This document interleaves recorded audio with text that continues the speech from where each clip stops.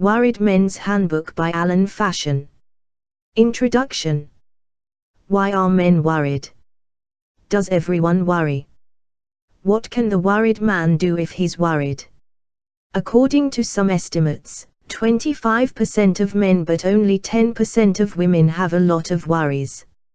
So why do women worry less than men? It's not that women are any different from men as they think now. Some scientific research says, for example, that women may really be quite similar after all to men despite previously held ideas. For example, their attitude to sex, such as wanting sex with lots of attractive partners, is the same. Maybe there is a difference though in how women address their emotional issues. And this means they worry less. And if men really wanted to learn how to worry less, they should put aside reservations of being girly or playing with dolls, playing with the boys and not the girls, and learn from women how to cope with worries, all worries, and a lot better than men seem to. How women cope with worries.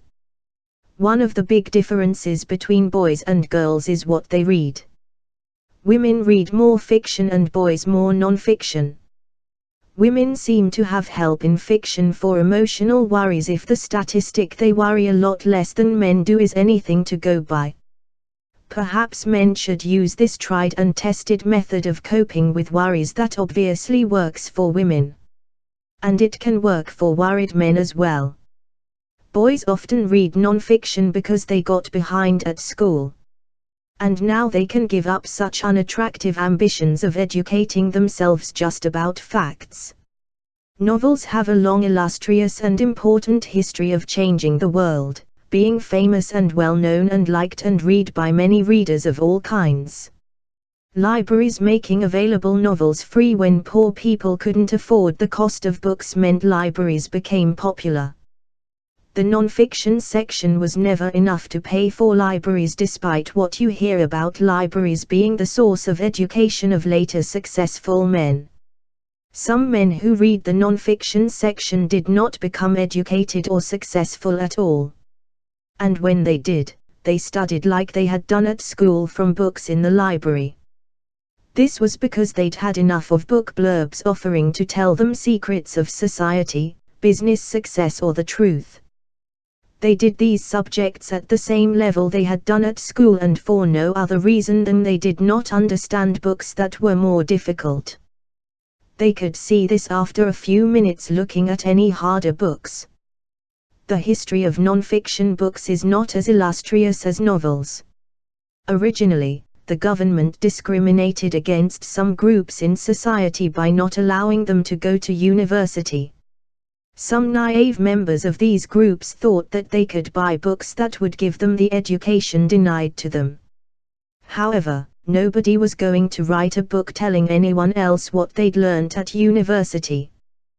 This was even if it was possible to do such a thing.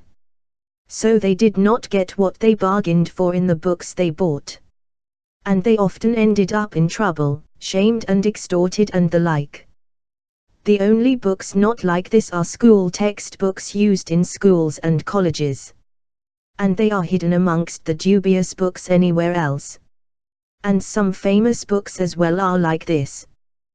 They are available to the general reader only if he knows what ones they are already. It sounds boring. Some readers may think literally to go back to your school days. Some do, however, because they find they learned useful things at school for their adult life. And they find the subjects interesting. But others don't think they learned anything from school or some other reason like that and don't read them. You have both the two basic types of books in bookshops. The two types are one that is dubious and insulting to many of their readers, or another that is genuine, such as famous and important books and textbooks.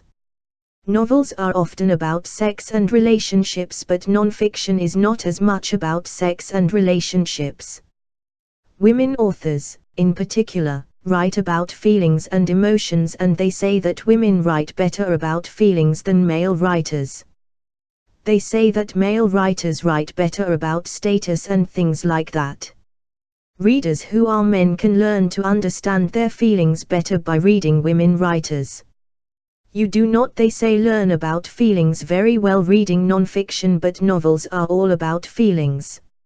Novelists wrote them for their readers to learn about emotions and feelings. As well, they are about everything to do with sex and relationships. And they are about how women feel about anything that is a mystery to some men. Also, novels are about the experiences women have of sex, relationships and being a woman. As well, novels are about how men and women relate to each other and get on together. It is hard to cope with emotions and difficult relationships. Psychologists say a big worry for anyone is sex and relationships. To understand women, you can read novels. And then you won't worry so much. Don't bother with the normal men's handbooks for worry. They don't work. All your worries are probably about women and your poor relationships with them.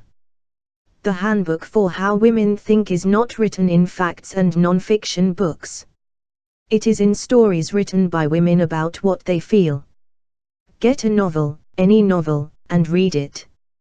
Or read the blurb if you think one book is more interesting than another one is.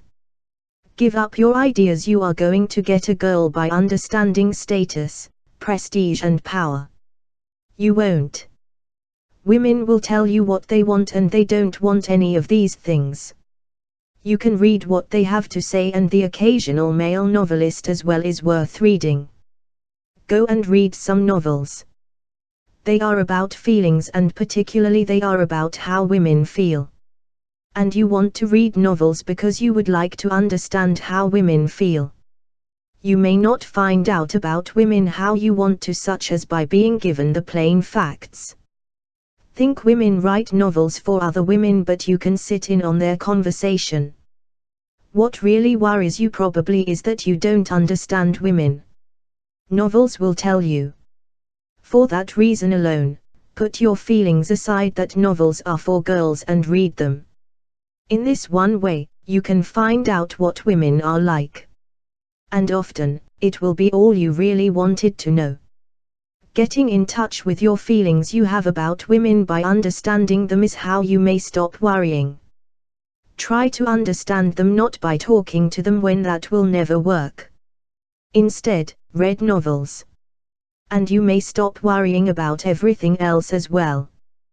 The end.